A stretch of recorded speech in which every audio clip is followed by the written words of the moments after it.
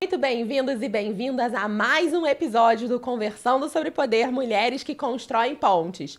Já aproveita, ativa o sininho para não perder nada e curte aqui o episódio porque eu tenho certeza que você vai gostar. Afinal de contas, eu estou hoje com a Simone Amara, minha querida amiga e presidente da Comissão Especial de Gestão e Empreendedorismo Jurídico da OAB do Rio de Janeiro, além de secretária-geral da ABM-CJ Rio de Janeiro, que é a Associação Brasileira das Mulheres de Carreiras Jurídicas. Simone, seja muito bem-vinda ao nosso podcast. Uma alegria ter você aqui. Obrigada. Eu que estou muito feliz de estar aqui.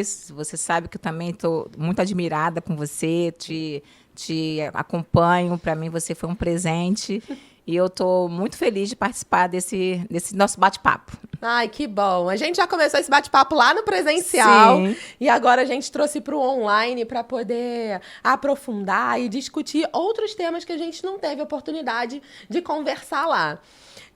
No dia em que você esteve conosco, no nosso encontro presencial no Rio de Janeiro, você focou bastante sobre a necessidade das advogadas aprenderem habilidades relacionadas ao empreendedorismo, falou sobre o trabalho da comissão, falou sobre todos os cursos, sobre os treinamentos que são conferidos para as advogadas, o que se estende para outras profissões também, porque, na bem da verdade, a gente se forma em direito sabendo advogar, mas não sabendo empreender, né? Médicas se tornam médicas sabendo atender seus pacientes, mas não gerir os seus próprios consultórios.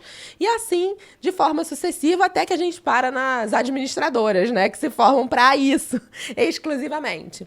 Pois, enfim, penso que é super importante a gente trazer aqui como tudo começou. Porque a gente fala de empreendedorismo, a gente conhece a Simone como advogada, que está sempre nos eventos mais importantes, que tem um relacionamento com diversas pessoas nos ambientes políticos, suprapartidários, apartidários aqui do Rio de Janeiro, não só da cidade, mas do estado como um todo.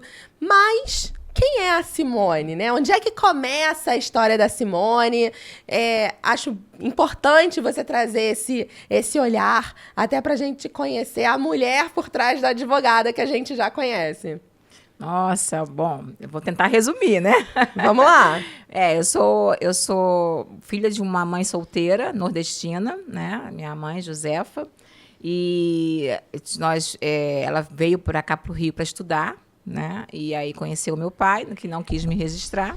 E eu brinco que é uma missão que eu acabei adquirindo, porque a maioria dos meus clientes são homens que querem ser pais, por eu não ter tido um pai.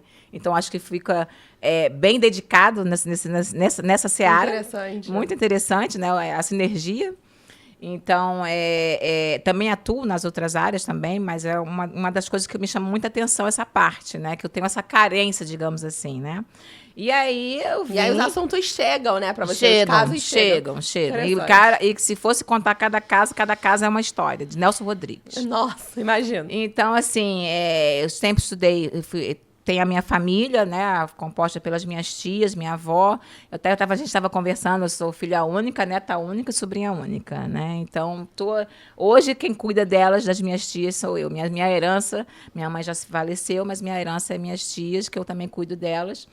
E assim, a gente vai crescendo. Fiz escola pública, estudei, consegui um trabalho para o meu marido justamente numa faculdade, porque era a única opção que eu tinha para fazer uma faculdade, porque eu não tinha condições de pagar uma faculdade. Então, a gente conseguiu essa questão da bolsa. Na minha época, não tinha essa facilidade de MEC, de FIES. Se eu perdesse uma matéria, eu perdia a bolsa integral. Então, eu virava à noite estudando, trabalhando com um filho pequeno, que eu também tenho um filho, né? Tenho 2 filhos agora. E, assim, foi uma luta bem grande para eu me formar, depois fazer pós-graduação, fazer Emerge também, que foi um dos sonhos que eu também tinha. Quer dizer, tenho ainda, né? E a gente vai construindo. Mas você chegou a concluir a Emerge, não? Concluí a Emerge. Cheguei a fazer um concurso para juiz, Mas, assim, foram N questões, né? Principalmente profissionais, que eu tinha que trabalhar. Eu sempre tive que trabalhar. Eu vivo da advocacia. Né? Eu sou muito grata à advocacia. Me dedico muito à questão da OAB, de fazer parte de comissões, de fazer parte do sistema da OAB, justamente por conta disso, dessa gratidão que eu tenho à minha profissão. Eu sou uma apaixonada, realmente. Né? Então, assim... o que eu construí, que eu venho construindo e venho motivando os colegas, é justamente nesse sentido, de você se encontrar nessa profissão. Né? Que eu acho que é o primeiro basilar até do empreendedorismo. Você ter uma paixão, você ter uma ideia, você ter uma missão para você se encontrar e aí empreender, desenvolver e querer cada vez mais melhorar naquela sua área de atuação. Né? E como é que você não se encontrou na advocacia, mas antes mesmo? Você escolheu a advocacia por quê? Não, desde pequena, eu sempre tive aquele péssimo hábito de defender os frascos e os comprimidos. Os frascos e os comprimidos. Então, assim, eu sempre fui aquela que tomava frente para defender os coleguinhas. Sempre tinha aquela coisa de não, isso não é justo, vamos brigar, vamos fazer. Fui presidente de grêmio na escola, era representante de turma. Então, assim, sempre teve essa questão mesmo de tomar a frente, de tentar resolver. De lutar por justiça. Exatamente. Né? E desde bem nova, por incrível que pareça, eu era a que tomava a frente na família. Na família da minha avó, mesmo tradicional, todo mundo já formado, minhas tias formadas, mas todos me perguntavam o que era para fazer. Mesmo antes de eu ser advogada, né? E eu brinco também na família, quando eu casei, que eu fui morar com meu marido, a família dele também morava perto, todo mundo me chamava até para socorrer alguém. Eu falei assim, gente, eu não sou médica, mas era porque eu tinha... credibilidade. Aí também atitude, né? Eu tomava uma decisão, na hora do sufoco, na hora do pânico, eu tomava uma decisão. Depois eu poderia cair e chorar, mas naquela hora eu ficava firme e tomava decisão. Então, acho que a gente tem que também se conhecer, saber os nossos limites, saber as nossas atividades, a nossa atuação, para poder a gente começar a se organizar e entender como a gente pode melhorar cada dia, né? E também aprimorar nos nossos trabalhos, né? Não, como isso é interessante, né? Porque você começou falando assim, que a gente se encontrou, né? E a gente se encontrou na vida mesmo. Sim. E se identificou de uma maneira e hoje em dia a gente vai falando uma com a outra o tempo todo e planejando e pensando nos projetos. Mas você falou duas coisas que eu não... Engraçado, né? Que a gente para pouco para conversar sobre a nossa história, isso, sobre os nossos antepassados, enfim. E dois pontos que nos conectam. Eu também sou de uma mistura de carioca com nordestino. Isso. Meu pai, só que é ao contrário, né? A sua mãe é nordestina e seu pai é carioca. Isso. E no meu lado é exatamente ao contrário. Minha mãe é carioca e meu pai é lá do sertão da Bahia. De uma cidade chamada Bom Jesus da Lapa, que fica na margem do Rio São Francisco. Ai, que lindo. Pois é. E, enfim, é uma cidade super pequena, é difícil de chegar, porque não tem aeroporto próximo. Para você ter ideia, se descer em Salvador, de carro são 12 horas de viagem. Olha isso. E você já foi lá? Já fui lá, conheço a família de lá, para fazer essa conexão, né? É super importante. Isso. Mas isso é um ponto que conecta a nossa história e o outro é o da atitude, Simone. Sim. Não, a gente brinca lá em casa que a lenda familiar é essa, da iniciativa. Débora, chama a Débora que ela vai tomar uma atitude, ela vai resolver alguma coisa. E é assim desde sempre. Eu tinha 3 para 4 anos quando uma menina começou a chorar antes da festa de final de ano da escola, com vergonha, porque ela ia fazer o ano novo na festa e tinha que entrar de fralda, tipo de fralda de pano. Sim. Grande, né? Porque ela ia entrar andando e tal. Eu sei que a menina começou a chorar, Letícia é o nome dela, nunca vou esquecer. E aí eu falei assim, eu vou. E tirei a roupa e falei assim, eu vou. E fui. Isso. E entrei acenando lindo e bela. Então, assim, isso virou lenda urbana em casa também. E são habilidades, né, que a nossa família identifica primeiro, mas quando a gente tem a oportunidade de ter pessoas próximas que apontam isso pra gente, e a gente se apropria, Sim. a gente acaba levando isso pra vida, né? Sim, sim, sim. Que foi o que você fez com direito, por exemplo, quando você escolheu o direito, desde sempre quando você defendia os frascos e os comprimidos, né? Como você fala, buscando por justiça e tudo mais. E quando é que o empreendedorismo entra? Porque você sempre foi uma advogada autônoma? Você sempre trabalhou de forma autônoma? Ou você chegou a trabalhar em empresa, escritório? Como é que foi essa parte? Não. Sempre trabalhei por conta própria.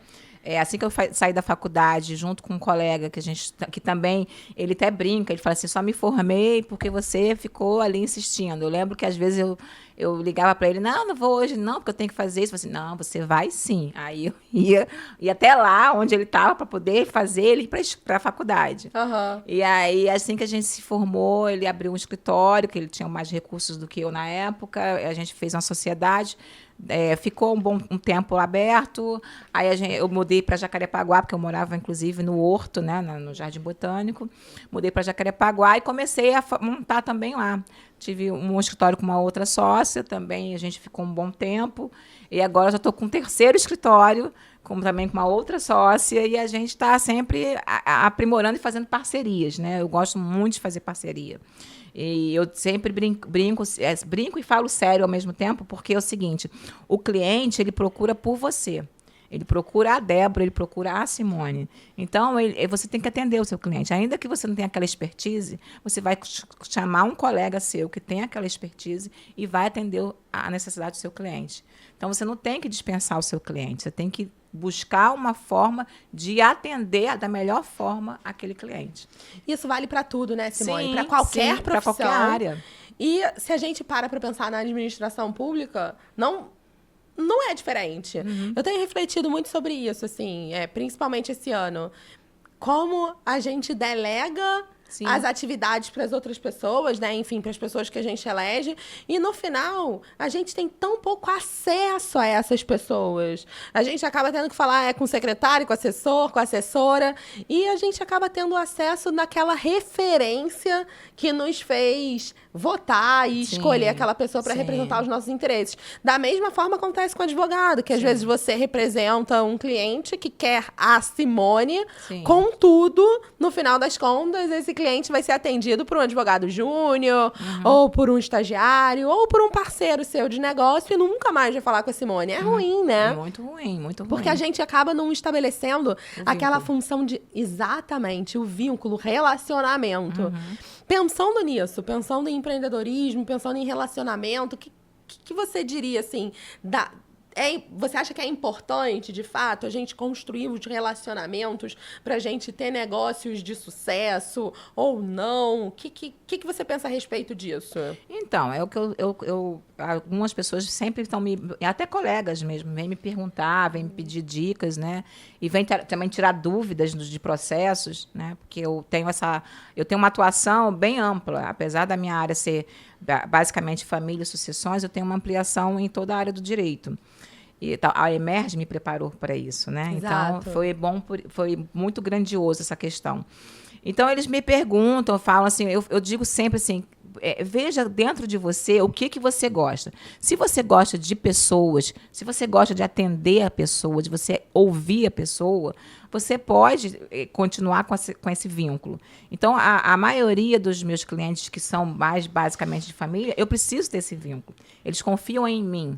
Não vão confiar, não que eles não confiem na minha equipe, eles sabem que eu tenho minha equipe, que vão me auxiliar, mas eles querem ser ouvidos por mim, eles querem ouvir a minha disponibilidade, né? A sua opinião sobre o caso deles, exatamente. Né? Então, seu assim, parecer. Então, o primeiro passo para o advogado, para qualquer empreendedor, é ele próprio saber o que ele gosta. Porque não adianta você querer fazer uma coisa apenas visando o dinheiro. O dinheiro é importante, necessário, óbvio que é necessário. Até porque a gente não consegue progredir sem o dinheiro para fazer tudo que a gente deseja fazer. Mas o mais importante é você ter a satisfação de estar fazendo algo de bom. de estar fazendo a diferença em alguma área de atuação. Então, isso é o mais importante, é você olhar para dentro de si, saber se reconhecer, saber seus limites, porque tem pessoas que são extrovertidas, assim como nós, mas tem pessoas que já não são. Sim. E tá tudo bem. Tem pessoas que são excelentes por trás das câmeras. Tem pessoas que são excelentes à frente. Então, cada um tem seu... E todo mundo é necessário. Exatamente. É um mecanismo, para fazer a roda girar. Uma peça não pode faltar. Todo mundo é importante, né? Então, assim, eu sempre falo isso também. Então, assim, não importa a área que você vai querer atuar, mas procure primeiro dentro de você. E aí, sim, quando você encontrar o que você acha que é bom para você, você vai começar a olhar ao redor, porque o empreender é isso, você tem que ter a visão 360 graus para ver o que a área onde você está querendo atuar está necessitando. Você vai ter os projetos, você vai procurar as qualificações para aí sim atender aquele público-alvo que você está almejando. Sim. E aí você deslanchar. Sim. Né? E assim, o que eu falo muito na comissão e onde eu posso, me chamam para falar, é o seguinte, empreender é um desafio diário, né? É um desafio doloroso, né? Mas solitário, muitas vezes, mas é persistente. Você não pode desistir na primeira queda. Você tem que levantar e continuar, né? E prosseguir. E o que eu vejo muito, as estatísticas mostram, a maioria dos empreendedores são mulheres. E são mulheres que fazem do empreendedorismo uma válvula, uma única opção, digamos assim. Porque elas têm os filhos para criar, elas têm que organizar, administrar o tempo. Às vezes estão em situação de risco, de violência, e precisam sair daquele ciclo. Então, ela precisa ter essa visão de que elas precisam ter a independência financeira. O empreendedorismo pode ser uma forma de mudar de vida, sim, né? Com em certeza. Muitos aspectos, né? Trazer uma renda. Às vezes o empreendedorismo ele vem para complementar a renda de um trabalho fixo, então ele pode mudar o seu patamar financeiro, ele pode vir como a sua única renda, exatamente. E ele pode significar uma liberdade, a saída de um cenário de violência, exatamente. Ou a saída de um cenário de escassez, né? Muitas pessoas usam ali as habilidades, os conhecimentos que elas têm para se tornar empreendedoras inicialmente pequenas, mas para mudar uma situação que elas não estão aguentando mais, né? Exatamente. Que é o empreendedorismo por necessidade. Isso aí. Eu comento muito, né, que no Brasil a gente tem um grande número de pessoas que vão empreender por necessidade, mas que não deixando isso de lado e reconhecendo esse fato, nós, enquanto sociedade, precisamos pensar em mecanismos de formar empreendedores por oportunidade. Isso aí. Como muda, fomentar, né? Porque a lógica muda completamente. Quando você vai buscar o empreendedorismo por necessidade, e aí você parte de uma dor... É a necessidade de uma complementação financeira, ou a necessidade de sair de um cenário de violência, a necessidade de um desemprego, por exemplo, o desespero do desemprego. São muitas as razões que levam ao empreendedorismo por necessidade. Isso aí. Contudo, quando a gente forma uma sociedade que tem uma mentalidade empreendedora, a gente é capaz de gerar oportunidades o tempo inteiro. Exatamente. Principalmente porque a gente muda essa lógica de acreditar que o empreendedor é só aquele que tem o seu CNPJ ou só aquele que tem o seu próprio negócio, ainda que informal, ainda que não tenha o CNPJ. Mas a gente reconhece o empreendedor também dentro das empresas, que são as pessoas que vão trazer as novas ideias, que são as pessoas que vão inovar no negócio, que são aquelas pessoas que vão fazer o negócio prosperar de verdade. E, via de regra, são as pessoas que conseguem construir carreiras sólidas, carreiras de sucesso, carreiras duradouras. Por quê? Porque elas pensam para além do que aquilo que o cargo as pedem. Exatamente. Então, pensar em formar uma sociedade empreendedora também é algo muito relevante, né, Simone? Com certeza, porque o empreendedorismo é a profissão do futuro. Né? Nós estamos aí com essa questão tecnológica cada vez avançada. Muitas profissões vão deixar de existir, como muitas outras já deixaram de existir. A gente viu isso acontecer, né? E muito rápido, né? Muito rápido. Exatamente. A gente nasceu, por exemplo, com a figura do cobrador de ônibus. Exatamente. Que hoje não existe mais. Isso. A gente nasceu com a figura do caixa de banco. Isso. Quando nós entrávamos numa agência bancária, quantos eram os caixas enfileirados para poder dar conta daquela fila enorme. Hoje em dia, às vezes, você tem um ou dois e o enorme são as máquinas. São as máquinas. E de exatamente. autoatendimento. Então, assim, são profissões que foram deixando de existir. Antes da gente começar a gravar, a gente ia falando do curso de datilografia, as Isso datilógrafas, Isso aí. as telefonistas, né? Que Já fui faziam, telefonista também. que faziam a conexão ali das chamadas interurbanas, né? Que a gente chama. Então, nós já vivemos profissões caindo. Sim, sim. Nós já vimos postos de trabalho caindo. Exatamente. E isso é natural, porque quando a tecnologia chega, novos postos passam a existir e alguns deixam de existir, faz parte. A tecnologia não é perversa. Nunca. Ela é do jogo, né? É só saber usar. Ela é do jogo da evolução social. Exatamente. Você está falando... As profissões que você falou, já foi todas. Sério? Já fui datilógrafa, como você, né? Já fui telefonista, trabalhei num hospital, na BBR. Nossa! E era aqueles fios que você tinha que Encaixava. conectar nos quartos para poder transferir as ligações nos setores. Uhum. Já trabalhei como caixa de padaria, caixa de supermercado também. Então, tinha, inclusive, eu trabalhei... Um dos meus primeiros empregos foi por conta de um curso que eu fiz no Senac. E eu trabalhei como caixa do Rei das Tintas. E o livro caixa era tudo à mão. Você tinha que fazer tudo à mão, escrever, anotar as notas, controlar o estoque, tudo à mão. Aquele livro caixa enorme, você tinha que escrever. E eu tinha que fazer ainda uma letra bonita. E hoje em dia é tudo no computador. Tudo no computador. Então, assim... Fala, deixa eu ver o seu livro caixa. Aí você abre um arquivo e mostra. Exatamente. Então, assim... É muito bom você participar e verificar essa evolução e cada vez mais, e novas profissões surgindo. Onde a gente imaginou, na época que a gente era adolescente, que a gente ia poder, por exemplo, chamar um carro por aplicativo, e ele ia chegar na nossa porta.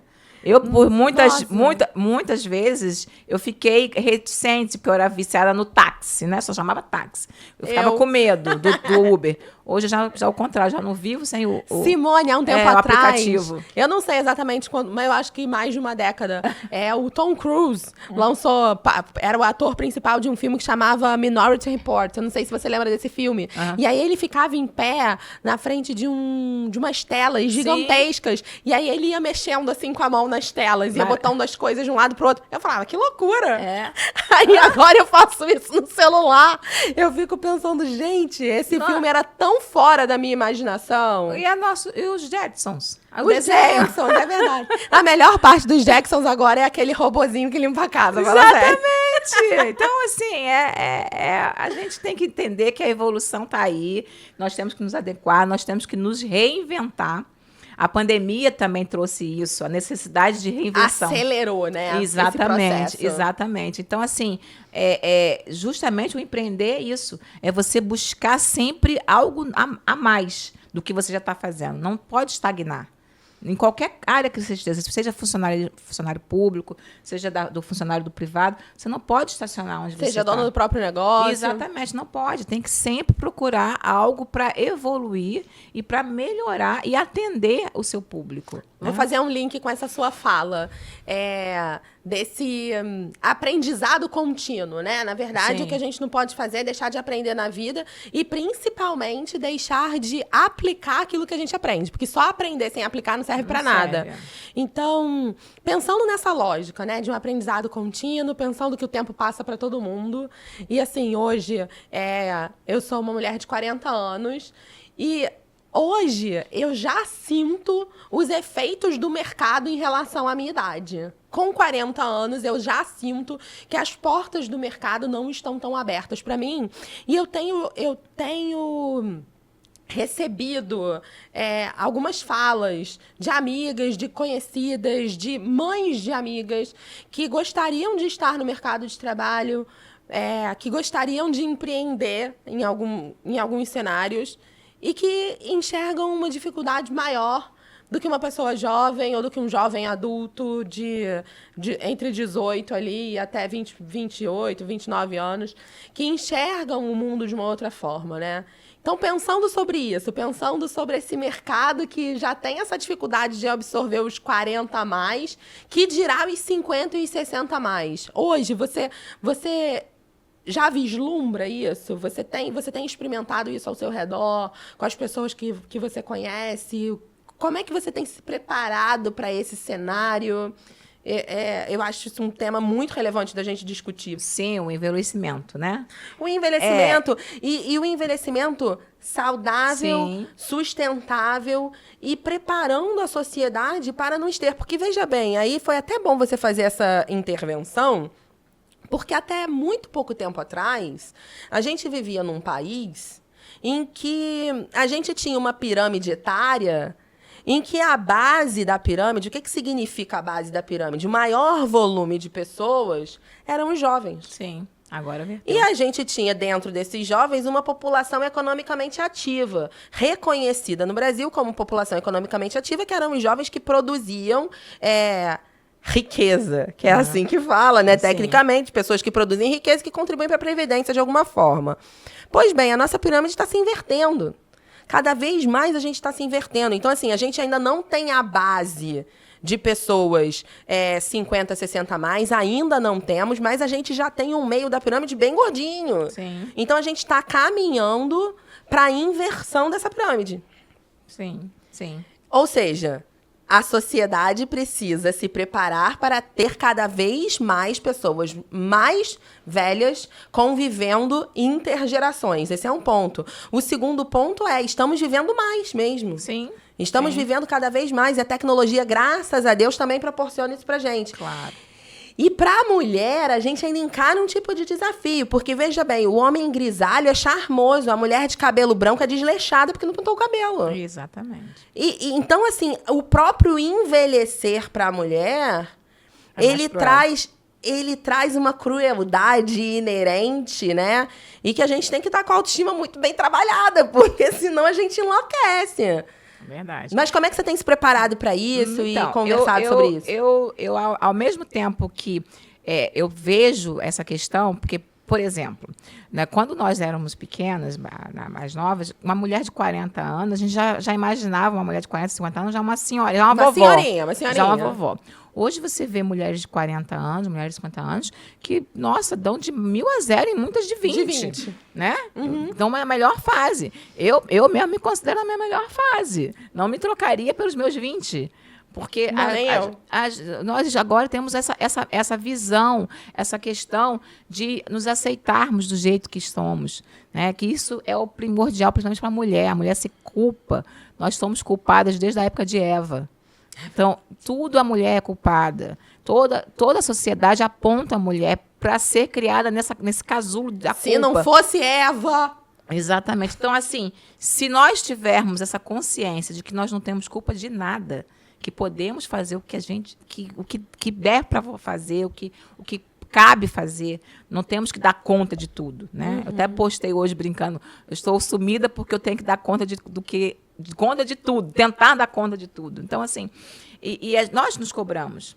Só que com o amadurecimento, né, a gente vai entendendo, nós vamos entendendo que não tem por que dar conta de tudo. A gente vai fazer o que der para fazer. E está tudo bem. E vamos fazendo da melhor forma que tiver que fazer. E a questão do envelhecimento, eu também vejo, vi algumas pesquisas, né, vou lendo algumas coisas, e estou vendo também que está tendo uma preocupação mundial, inclusive, de estimular empresas, inclusive com incentivos fiscais, descontos, para empregar pessoas já aposentadas.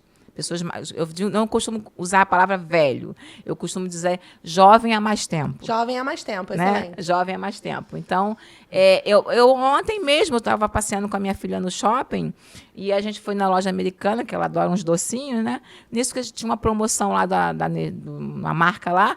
Quando a gente estava inserindo no caixa, veio uma senhora com a roupinha, como se fosse uma promoterzinha, que na nossa época só era jovenzinha, já era uma senhora que devia ter uns 60, 70 anos, para entregar o brinde, porque a gente estava comprando um determinado produto e estava enquadrado na promoção lá da Nestlé, se eu não me engano. Então, assim, Eu achei incrível. Eu falei assim, quase que eu voltei lá para tirar. Minha filha me segurou, né? Porque eu sou muito... me dá um abraço! Eu sou uma entusiasta. Eu queria tirar foto, eu também. queria... Sabe, eu fico, assim, tão feliz de ver essas mudanças. Eu fico. Né? Então, assim, é gostoso de você... E você tem que parar para observar. E não ficar sempre naquele discurso repetitivo. Porque não vai ter chance. Porque isso... Não, vamos olhar em volta um pouquinho. A gente vê que pode ser pequena, é grão em grão, mas está tendo. Quer ver uma outra mudança também que eu observo muito, que eu fico feliz geralmente quando eu estou em trânsito, né, de um lugar para outro, que eu vou olhando, observando. Qual a quantidade de pais levando os filhos para a escola, o pai com a criança no colo, com a sacola, com a mochila. Você não via isso há uns 10 anos atrás. É verdade. Você não via. Hoje você está vendo, eu vejo direto pais passeando sozinhos com os filhos no shopping, levando ao cinema, você vê na rua buscando, como fosse buscando da creche.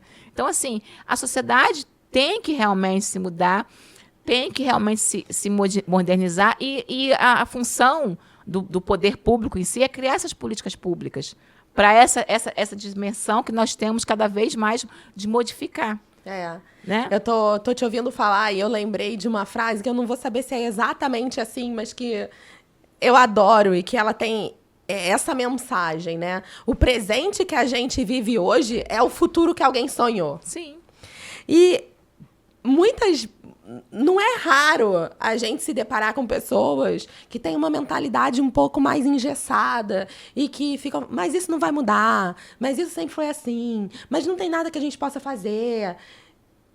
Tem o que fazer, sim. Tem. E às vezes a gente para pra pensar, não, agora tem discussão pra tudo, né, Simone? Então, assim, se discute sobre a linguagem, se discute se tá certo falar presidente, presidenta, se discute se tem que falar eles e elas, e agora, eu nem sei o outro nome, mas tem um outro também, é eles, eu não sei, é porque o com em tese, já seria linguagem neutra, né? Mas como o do eles é o masculino, tem um eles com I... Enfim, tudo se discute. Sim. E agora você estava trazendo mesmo, eu não gosto de falar velho. Mas por que eu não gosto de falar velho? Eu também não gosto de falar velho. Porque, na verdade, quando a gente fala que tem alguma coisa velha na nossa casa, a gente quer jogar fora. Né? A gente quer jogar fora, a gente quer eliminar, a gente quer comprar algo novo. Isso. A gente não quer ficar com o que é velho em casa. Sim. Então, velho, por si só, é uma palavra que remete a gente à troca, à substituição, a algo que não serve mais. Esse é um ponto, né, que... Às vezes é pela linguagem que a gente começa a mudar a sociedade. E quanto a gente pode fazer no nosso dia a dia, com o que a gente tem para transformar. Dessas pessoas que têm chegado a mim e falado, poxa, eu quero tanto trabalhar, eu preciso ocupar minha cabeça. Eu falo, olha, no momento, eu tô sem posto aberto de trabalho, mas você quer atuar como voluntária em tal atividade? Eu te oriento, eu te apresento.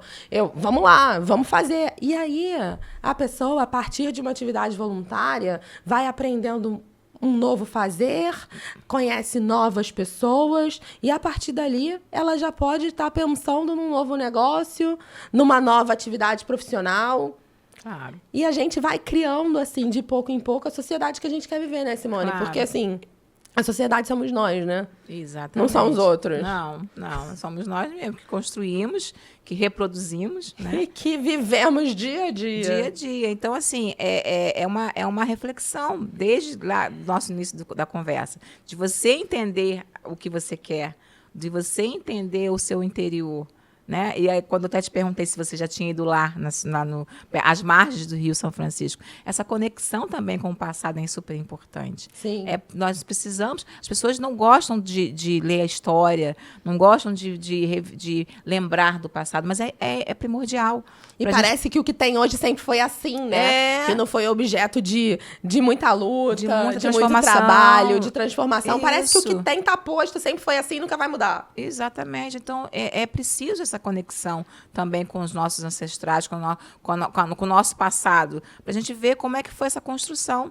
Então, é preciso, tem que ter esse despertar de curiosidade. Como é que era? Como é que foi? Eu sempre busco isso, por exemplo, com a minha filha. A minha filha é da geração que fica na tela 24 horas. Eu tenho que ficar me inventando atividade para conseguir tirar ela da tela, porque realmente é sedutora. Eu me policio para não ficar na tela o tempo todo, porque realmente é uma amplitude imensa. É o mundo. É o mundo ali dentro. É só o mundo. Então, assim, é mais difícil realmente você tirar essa geração. Mas a gente tem que tentar mudar e mostrar que é importante ainda ter aquela raiz lá atrás, né? E começar a desenvolver para frente, né? Para o futuro, né? Pensar hoje... Sim. No presente que a gente quer construir amanhã. Exatamente, exatamente. Simone, a gente podia ficar aqui conversando horas e horas e horas, porque o papo tá ótimo. A gente trouxe várias reflexões que são importantes pessoalmente e socialmente. Mas, infelizmente, o nosso tempo acabou. Mesmo, porque eu adorei. Então, quero agradecer mais uma vez por você estar aqui, por você ter ido lá pro nosso presencial, por acompanhar o movimento, que eu falo que o Conversando sobre Poder hoje é um encontro, um movimento e uma comunidade. Então, muito obrigada por fazer parte com a gente, por estar aqui. Você tem sempre portas abertas, convidada VIP. E, pessoal, a gente se encontra no próximo episódio, depois que a Simone fizer as considerações finais dela. Não, eu agradeço demais. É sempre muito bom estar perto de você. A gente tem que ter perto de pessoas assim, alto astral, que tem essa ideia de movimentar. Eu tenho uma frase que eu gosto, que é até de uma música, que eu não posso mudar o mundo, mas eu balanço. É isso. Então, a gente tem que tentar, pelo menos, balançar, né? E fazer a nossa parte. Muito Mais obrigada, uma vez, Débora. obrigada, Simone. É incrível tchau. ter você aqui. Tchau, tchau, pessoal. Até a próxima. Não esquece de curtir o episódio e ativar o sininho para ficar por dentro de todas as novidades. Até semana que vem.